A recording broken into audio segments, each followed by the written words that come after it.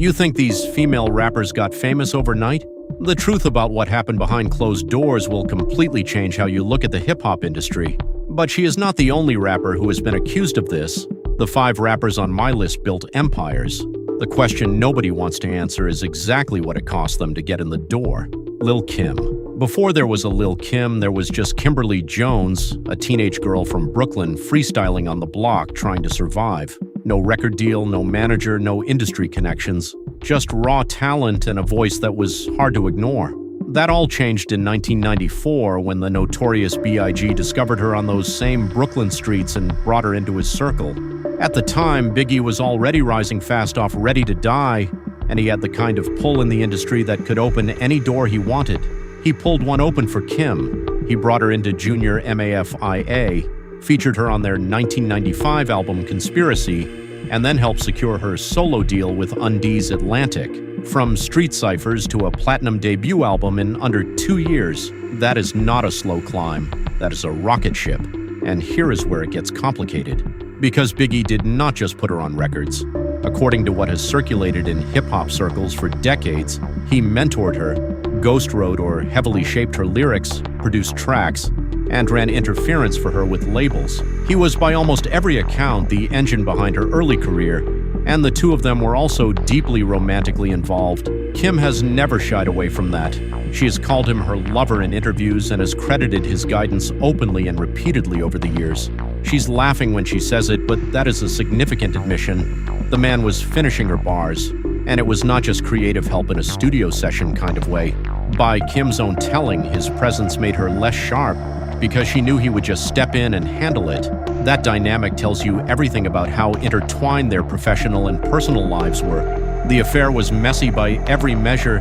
Biggie was married to Faith Evans throughout a significant portion of this.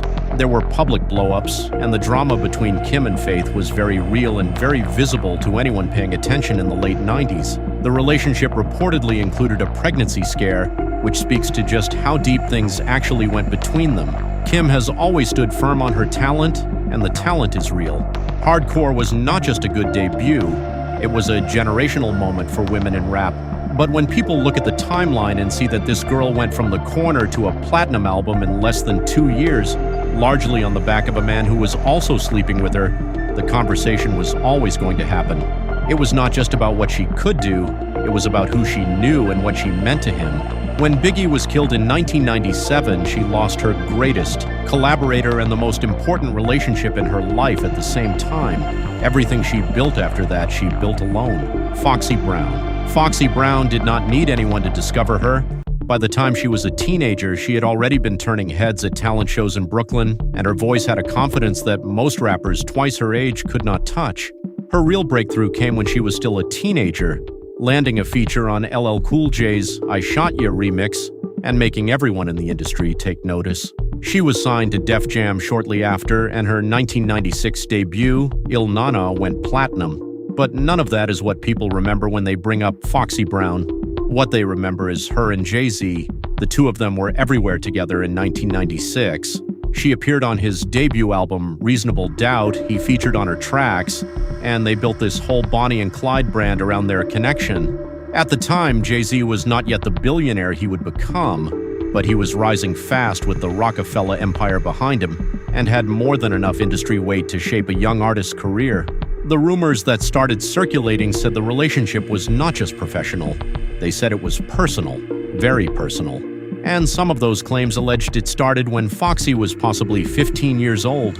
Nas poured gasoline on all of it in 2001 with Ether, one of the most notorious diss tracks in hip-hop history, where he went directly at the Jay and Foxy dynamic in terms that left nothing to the imagination. That line lived rent-free in the culture for years, and every time someone brought it up, it pulled Foxy back into a story she had tried to leave behind. She has denied it every single time.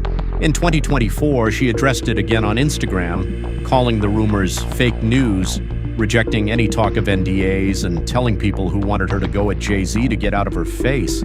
She makes a valid point. In an era where every beef in hip-hop ended up on wax eventually, neither of them ever actually came for the other publicly. Not a song, not a real interview moment, nothing substantive. The silence between them was either genuine peace or a very carefully maintained arrangement, depending on who you ask. But Foxy's position has never changed.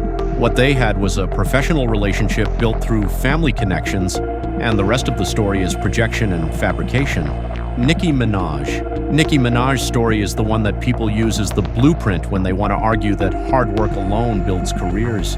Before Young Money, before Pink Friday, before any of the mainstream noise, she had already been grinding through the New York mixtape circuit for years. Beam Me Up Scotty in 2009 was her third mixtape, 3 mixtapes. She had put in the work before anyone was paying her to do it. And then Lil Wayne came calling. By 2009, Wayne was at the absolute peak of his powers. The Carter the Thorough had moved over 1 million copies in its first week. He was the biggest rapper alive, and his Young Money label was the hottest address in hip-hop. When he signed Nicki, it sent her career into another stratosphere entirely. Her 2010 debut, Pink Friday, went multi-platinum. She became a global superstar. That is how she has always told it, and she has been consistent. Wayne saw her on a DVD, he wanted her in, she got on a plane. Talent first, no complications. But the industry is rarely that clean, and people were not just going to let that narrative sit undisturbed. Remy Ma went directly at it in her 2017 diss track, Shether, laying out accusations that Nicki had traded sexual favors with men in power to lock in her position. And Remy was not alone in saying it. The forums and gossip platforms had been running with versions of this story since Nicki first signed. The idea that a woman with no prior label deal could walk into the most powerful rap camp in the game and get the full promotional push without giving something in return was a thing a lot of people in hip-hop simply refused to believe. Nicki handled it directly in 2014 on Only. She stated plainly that she never had a sexual relationship with Wayne or Drake, and Wayne backed her up publicly, calling the suggestion disrespectful. She also made a point of explaining that Wayne came looking for her specifically because she sounded different from the female rappers who came before her. She was a new voice, and that was exactly what he wanted. Rubi Rose's come up looks different from the others on this list because she did not start as a rapper, she started as a face. In 2016, she appeared in the Bad Bhabie video, and that one placement in one of the biggest rap records of the year put her in front of an audience that had no idea who she was before that moment. From there came the social media momentum, the modeling work, the rap pivot. But the story that has followed her since before any of that started involves names and timelines that made people very uncomfortable. The rumors connecting her to Playboi Carti, Travis Scott, and 21 Savage all allegedly trace back to when she was very young, with some claims pointing to her being a minor at the time. Rubi herself has confirmed that some of these relationships happened. She acknowledged dating Travis and 21 Savage when she was younger, and she frames them as past relationships rather than arrangements. What she has consistently pushed back on is the idea that any of it was transactional, that these were calculated moves to get closer to the industry rather than just things that happened when she was young and those men were in her orbit. DJ Vlad pulled a lot of this back into public view in 2025, laying out a timeline that connected her early access to hip-hop's inner circles directly to the men she was allegedly involved with during those years. The argument was not gossip for its own sake, it was pointing at a pattern. Girl gets close to multiple connected rappers. Girl ends up in their videos and their circles and their conversations. Girl transitions into rap with a built-in platform that most new artists grind for years trying to build. Bhad Bhabie nobody. In this conversation arrived at fame more accidentally than Bhad Bhabie. In 2016, at 13 years old, she sat on the Dr. Phil stage, looked at the audience, and delivered a line that broke the internet. The clip went viral in a way that was almost impossible to engineer on purpose. And overnight, she had more name recognition than most artists who spend years grinding to get even a fraction of that exposure. She turned that moment into a rap career, releasing Gucci flip-flops in 2017 and eventually building out a catalog that included one of the highest-earning OnlyFans launches ever reported. By any measure, she figured out how to monetize her moment and keep building. But what has trailed her since almost the beginning involves allegations that are darker than anything else in this video. The story broke wide open in May 2018 when 6699 pulled Bhad Bhabie onto an Instagram Live and started pressing her directly about Trippie Redd.